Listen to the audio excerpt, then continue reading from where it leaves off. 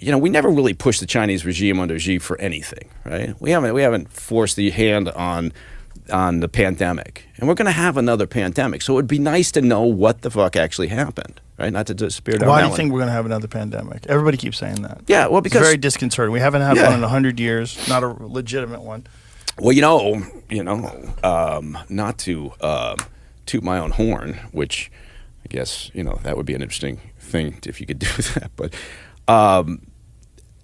It was a few years back when we were talking, and I said, we'll have the next big thing will be a pandemic, right? Mm-hmm. And someone had pointed that out to me. I'd forgotten about it, but they sent it to me. And so my point back then and the point now is that it's bound to happen, right? We're an increasingly shrinking globe. There's more people. We're in contact. We're, with everything that goes on, right? Whether it's in a natural based or just what we're doing in biotech and pharma.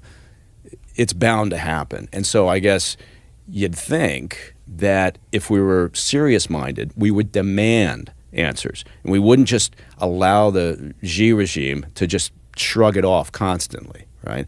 I mean, that there would be a massive debrief on this whole situation if it happened in the U.S. or the U.K. or, started in Australia or wherever, right? The rest of the world wouldn't let it go. But there's something about it. We never push the Chinese regime to the degree that we need to get an answer. And so the point being, it's the same with the damn balloon. Is it because we don't think we'll ever get an answer and it's kind of a waste of time?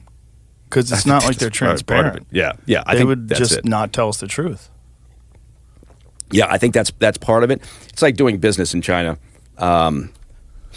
If you're investing in a pseudo state-owned enterprise or whatever, you always know there's going to be 3 or 4 or 5 sets of books, right? It's always they're just very good at obfuscating, and they also think they don't need to answer. We don't care. They don't care. And Xi believes that they are still on, despite some problems in their economy, they're still on the slow march to the top of the food chain. So he certainly doesn't care.